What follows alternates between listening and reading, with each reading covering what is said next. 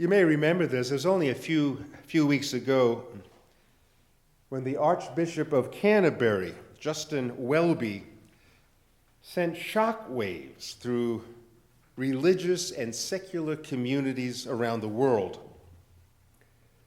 And we need to understand that the office of the Archbishop of Canterbury goes back to the year 597, when Pope Gregory I decided to fill a mission to the English. And so the position of Archbishop comes not only dripping with centuries of holy tradition, but the person filling that role is regarded as a paragon of faith and virtue. He is divinely inspired to lead the faithful onward through challenges posed mostly by modernity and a growing secular preference over the arcane doctrines of old. Justin Welby, Archbishop of Canterbury for barely 2 years, told an audience a few weeks back at Bristol Cathedral that there were moments when he wondered, is there a God, and where is God? Well, that was rather stunning, and in a follow-up question to the Archbishop about whether or not he harbored any doubts, he responded, well, that's a good question. And then he goes on, he says, the other day I was praying over something as I was running, and I ended up saying to God, look, this is all very well, but isn't it about time you did something if you were there? Now, although I privately applaud the Most Reverend Justin Welby for not following the 1,500-year-old script of the Archbishop of Canterbury, I can see why his remarks received more than a raised eyebrow from the world at large. When there's a perceived chink in the armor of belief, a soupçon of uncertainty by a leading prelate of global significance, the wolves, hungry for fresh kill, will attack unequivocally. The media cruelly speculated as to whether or not Welby might renounce Christianity as a whole. Some wrote about the rise of atheism affecting even church leaders. Jon Stewart on The Daily Show kind of added his 2 cents to the fray by saying, the Archbishop of Canterbury admits doubts about the existence of God, but atheism doesn't pay those bills.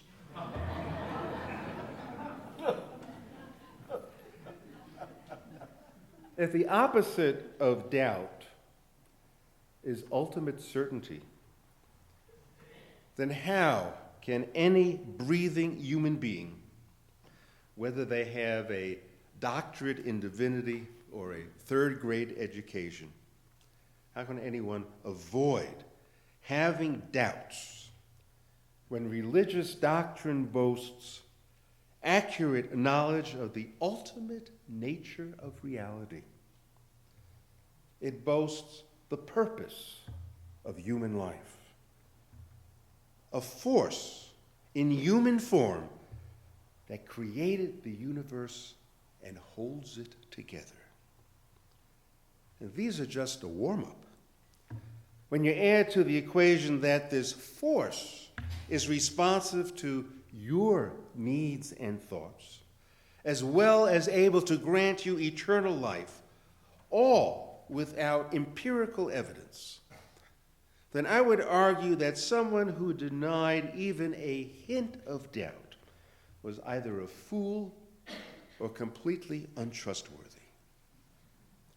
Doubt is a necessary component of faith, because everyone with a pulse realizes that certainty, this absolute certainty, can never be seized, grasped, held on to.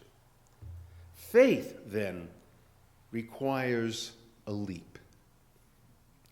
To put this into some reasonable perspective, William Sloane Coffin adds important commentary by writing that a leap of faith does not imply anything anti-intellectual.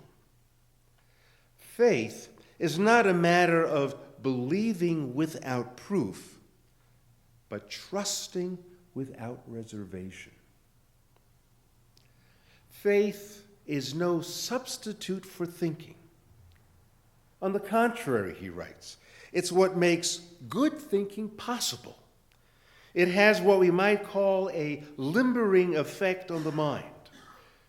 By taking us beyond familiar ground, faith ends up giving us that much more to think about.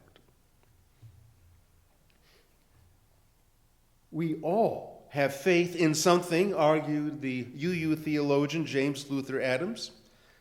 For him, faith was a matter of where we placed our confidence. Now, much like placing our trust in something, having confidence in something is what prevents us from sinking into great despair.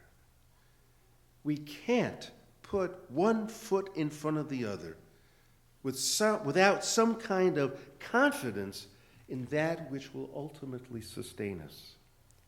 It need not be a deity in which we place our trust, but something must give us the assurance to simply go on in life.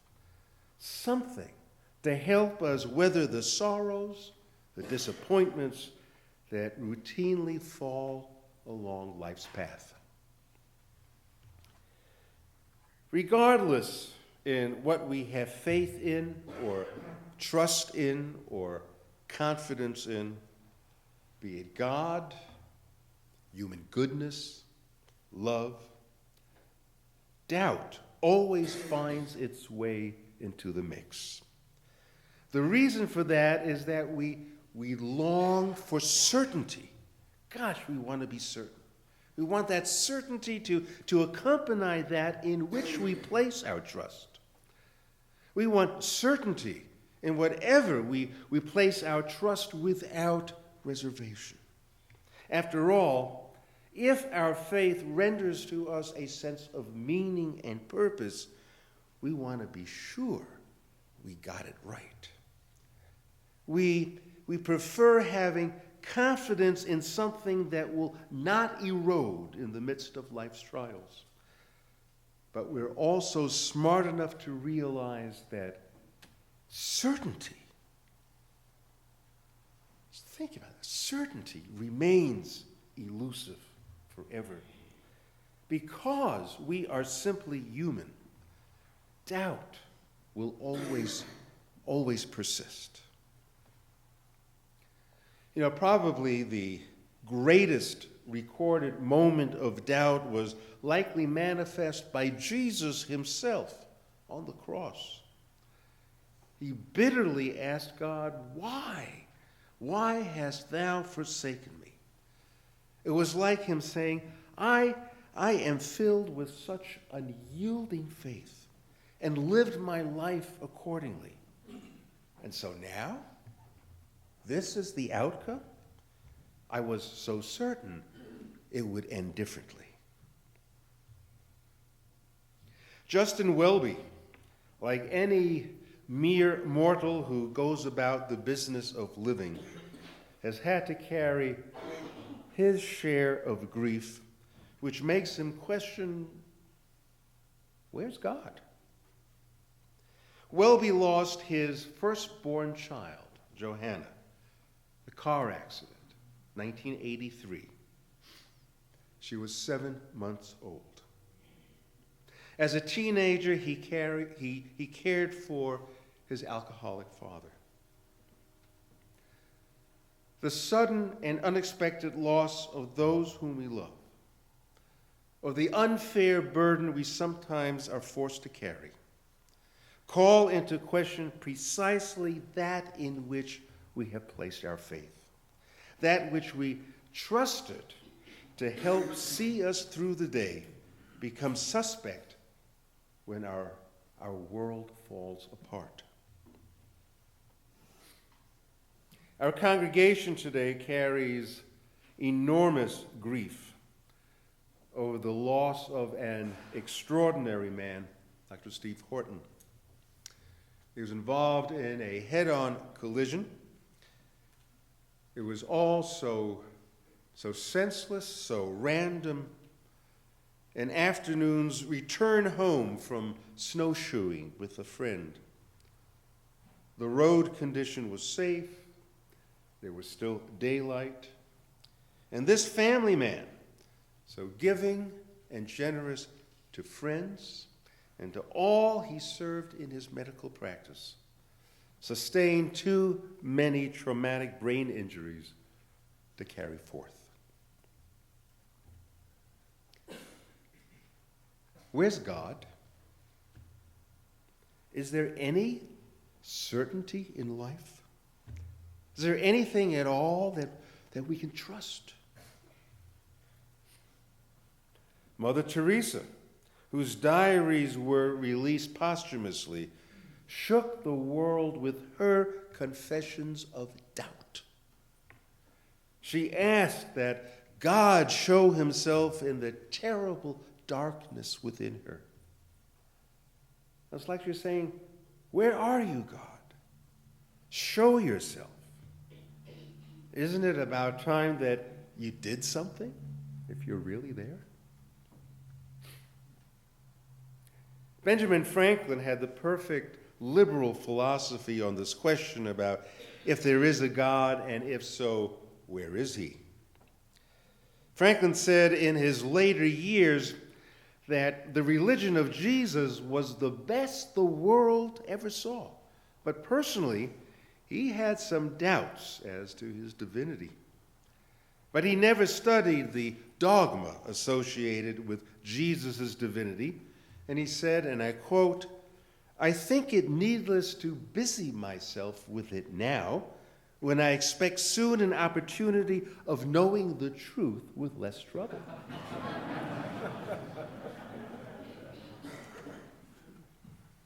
Much like Ben Franklin, many of us care not to busy ourselves with the question of God's existence and whereabouts. As we can infer from Ben Franklin, the intellectual preparation for this is quite demanding. And is it worthwhile? But it is important to emphasize that though this doubt is all pervasive, look at us. We are still going to church.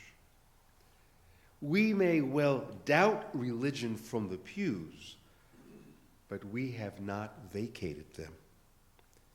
We still attend church hoping to hear the good news. We attend church to restore our faith, our confidence in life as meaningful.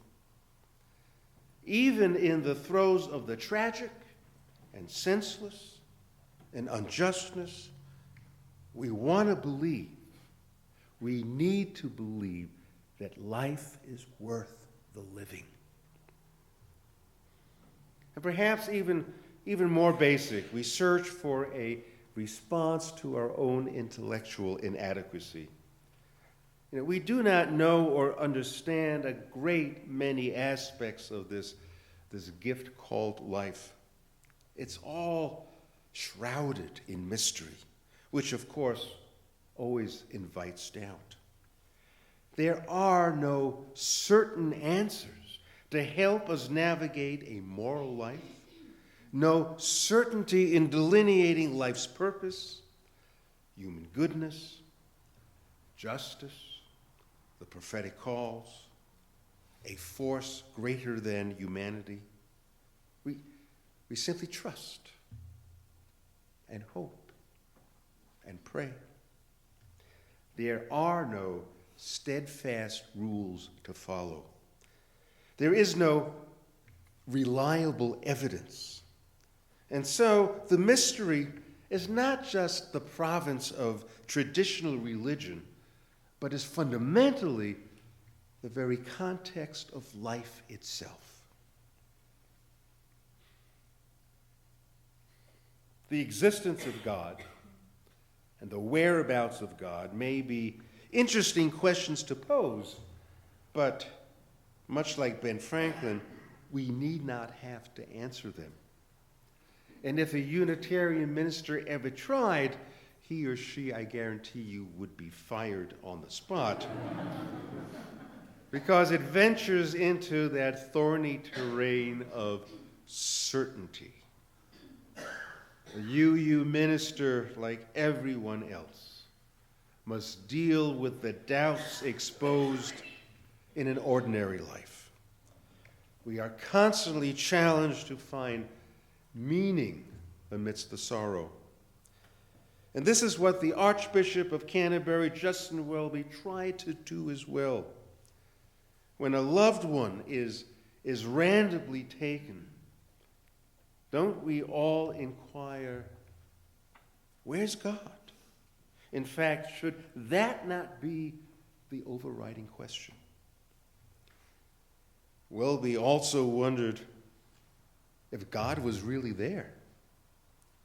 And we need to ask if by God he meant the true existence of the literary protagonist in the Old Testament.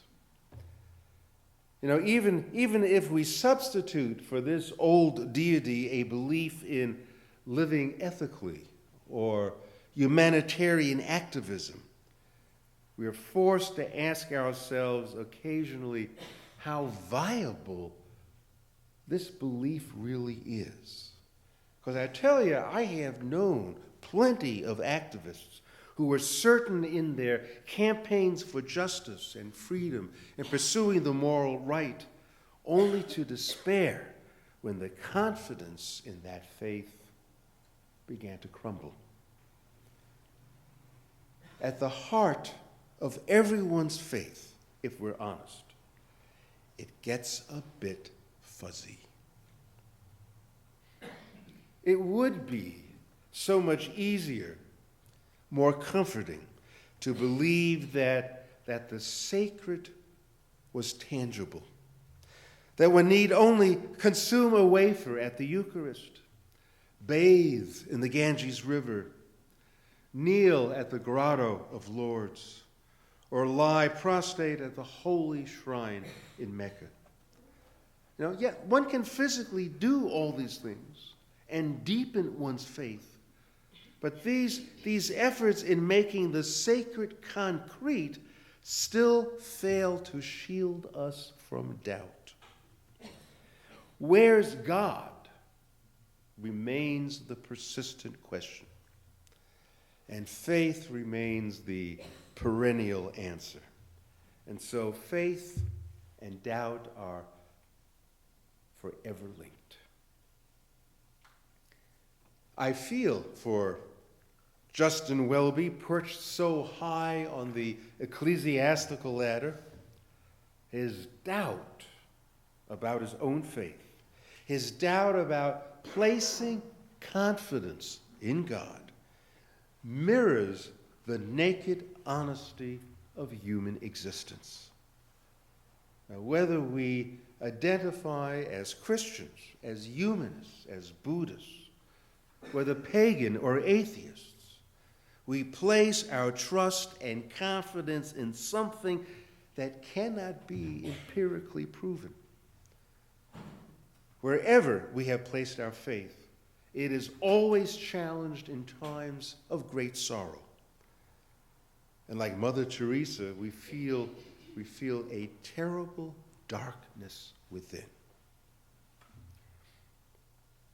I think we need to fundamentally understand that we all, in some way, take this leap of faith. It's not a jump to the other side of rational thought. We are challenged, as was the Archbishop of Canterbury, challenged to keep trusting without reservation. What an order that is, to trust without reservation. Trusting in life's goodness without reservation can try our souls and unveil always this specter of doubt. Oh, yes, there are certainly those who cling tenaciously to certainty. Poor souls. For us, there's always the healthy question of doubt, the necessary infusion of doubt to test our trust and confidence in life's goodness. It gives us more to contemplate. Bertrand Russell put it best. He said, "The whole problem with the world is that the stupid are cocksure while the intelligent are full of doubt." Can't agree more. Let us close our service, turning our hymn books, please, to 158.